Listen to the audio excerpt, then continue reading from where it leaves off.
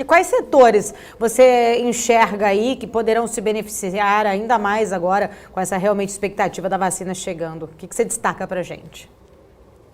Sem dúvida, o setor é ligado a tudo que tem correlação com as pessoas saírem de casa. Então, o setor de rodovias, né, essa coleta de pedágio, sem dúvida, vai aumentar, as distribuidoras de combustível, mesmo as empresas produtoras de petróleo, a gente pode ver isso, a parte de shopping centers, a gente pode ver também uma melhoria.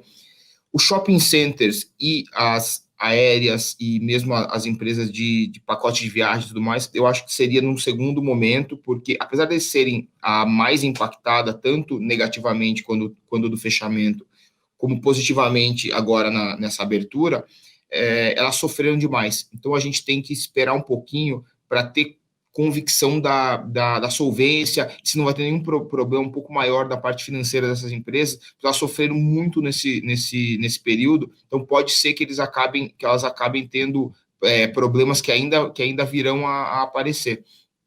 Mas, sem dúvida, são esses setores que as empresas de restaurantes, enfim, tudo isso que é mais ligado a população sair de casa, né? A população deixar de consumir tudo dentro de casa, e ao passo que a gente pode ver um pouco de sofrimento dessas empresas que tiveram um boom muito grande no momento mais agudo da pandemia. Por exemplo, teve uma valorização muito grande das empresas que produzem artigos ligados à reforma de casa, à melhoria do bem-estar doméstico, e inclusive as empresas mais ligadas à tecnologia. Assim, eu acho que, sem dúvida, o futuro pertence aí à tecnologia, né? Acho que na Bolsa Brasileira ainda é quase que irrelevante as empresas de comércio eletrônico, de estrutura, mas nesse momento talvez a gente pode ter alguma realização desse setor, porque vai ter uma volta de pelo menos uma parcela do consumo vindo do mercado offline. Uhum. Olha só, Luiz, eu quero primeiro também falar que tem muita gente comentando aqui no chat, né, falando, elogiando a sua participação aqui. Tem uma pergunta do Michel, ele fala o seguinte: Luiz, a Forpus tem se comportado bem descorrelacionado com o Ibovespa. Quais setores vocês têm na carteira do Forpus FIA? A gente é bastante descorrelacionado, hoje em dia, principalmente porque a gente não está comprado nem em commodities, nem em bancos. São dois setores que têm um peso muito grande no Ibovespa, então é menos relevante o que a gente está comprado, que são esses setores, inclusive, que eu acabei de citar, que a gente julga positivo, né? Mas é muito mais relevante a nossa descorrelação ao que a gente não está comprado. Num cenário desses de juros tão baixos, os bancos tendem a sofrer um pouco, né, a ter um desempenho menor, tanto que os bancos andaram um pouquinho nas últimas semanas, com a expectativa de um potencial aumento de taxa de juros pelo Banco Central, e a gente acredita que o setor de commodities pode sofrer bastante, principalmente agora que a gente teve um destravamento da guerra comercial, Estados Unidos e China, que vinha aí por anos, né? Então, com a eleição do Biden, que é alguém muito mais amistoso à relação chinesa, a China, sem dúvida, foi o grande vencedor dessa eleição americana, né? Que ainda não tem um vitorioso oficialmente, mas sem dúvida a China é a grande vitoriosa. Então a gente pode ver um destravamento do câmbio agora, pode ver o dólar se enfraquecendo no mundo todo, a gente já está vendo isso acontecer, então um fortalecimento do real, isso aí atrapalharia um pouco as exportações de commodities. Então o fato de a gente não ter na carteira ou ter de maneira quase que irrelevante tem descorrelacionado muito a Forpus com o Ibovespa. Uhum. Bom, eu quero trazer então o Marco Saravalli aqui para a nossa conversa. Eu tenho outras perguntas ainda para o Luiz, mas deixar o Marco aqui ficar à vontade. Faça suas perguntas, Marco. Oi, Luiz, muito bom dia. Obrigado pela presença, Nossa, sempre, pela disponibilidade. Tudo bom? Tudo Luiz, bem, uma pergunta que é... Tudo ótimo. Uma pergunta que é mais momentânea, né? Está tendo até uma discussão grande no Brasil, no mundo, que é o famoso velho versus growth, né? Aí entende aqui no Brasil, a gente entende um pouco também setorialmente, né? Mas você acha que pode estar havendo realmente esse movimento? Se vocês estão fazendo algo nesse sentido nos fundos também, na alocação dos fundos, né?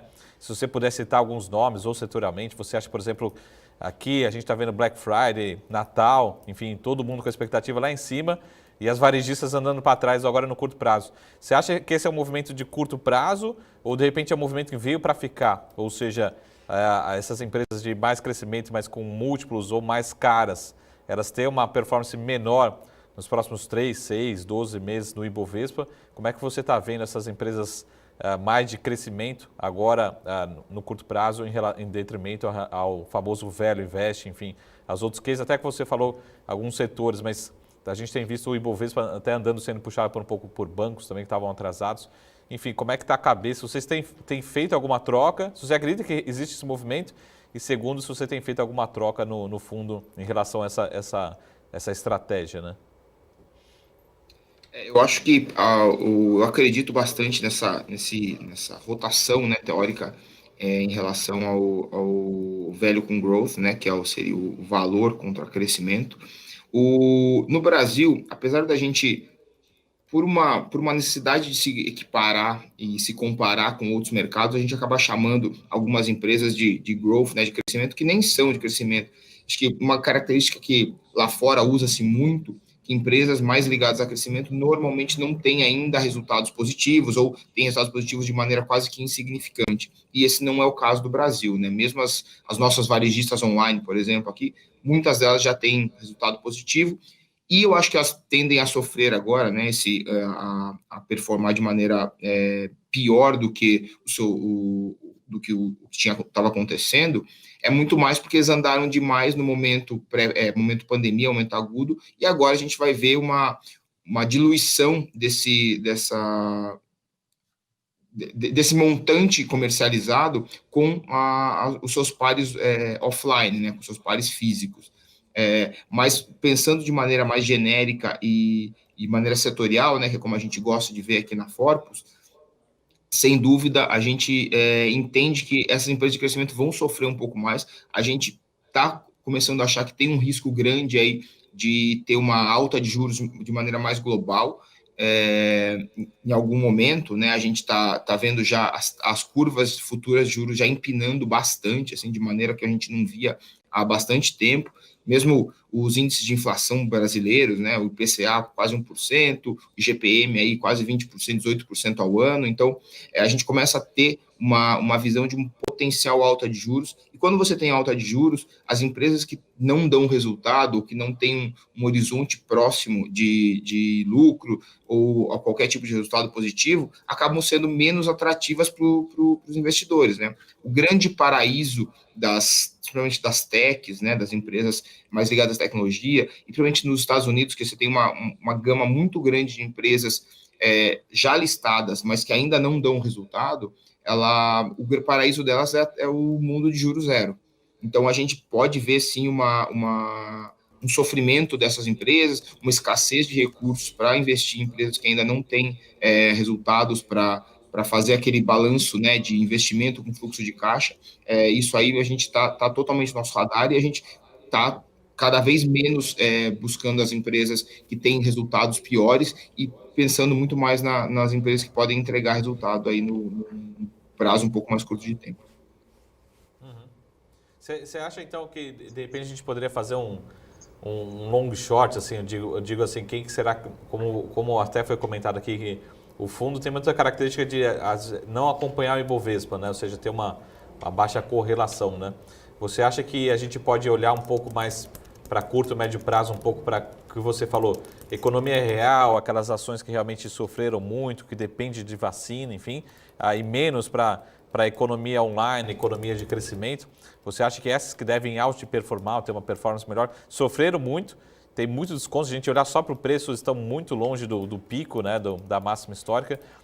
Fazendo um resumo, essa é a visão, talvez não necessariamente a maior posição, mas você acha que essas ações mais atrasadas, que sofreram muito na pandemia, devem ter uma performance melhor agora, pelo menos percentualmente, né? Hoje a gente está vendo aqui, por exemplo, CVC subindo 5%, é só um exemplo de papel aí que mais ligado à economia real e que sofreu muito por conta da pandemia, né? Muito provavelmente nesse final de ano e primeiro trimestre a gente pode ver uma uma recuperação de quem sofreu muito. Tem que tomar, como eu estava dizendo anteriormente, tem que tomar muito cuidado com as empresas que sofreram demais para saber se elas realmente continuam solventes, se elas continuam aptas a operar, se tem o caixa, se tem o crédito, enfim, elas vão conseguir trabalhar. Mas muitas outras, como eu tinha dito, né, as empresas ligadas à rodovia, distribuição de combustíveis, restaurantes, enfim, essas daí que acabaram sofrendo, mas ainda se mantiveram de uma maneira ou outra vivas, né, ou minimamente saudáveis, então a gente pode ter essas daí se beneficiando sim, e as empresas que acabaram andando demais porque tinham um apelo muito grande com a parte online, elas devem devolver um pouco, sim, esse potencial exagero que teve aí no momento da pandemia. Então, não diria necessariamente um long short, mas sem dúvida ter mais umas do que as outras, com certeza. A gente acredita muito no potencial das empresas mais ligadas à tecnologia, online, enfim, para o longo prazo, tá? Eu acho que o Ibovespa vai ter que ter vai ter que ter uma quantidade grande de Magazine Luiza, enfim, Via Varejo, Local Web, todas essas empresas mais ligadas ao comércio online, principalmente, e elas vão ter que entrar no índice Bovespa de uma maneira um pouco mais pesada, mas hoje em dia a gente, nesse curtíssimo prazo aqui, a gente entende que vai ter um momento de acomodação ali, mais ligado a esse play de abertura / vacina.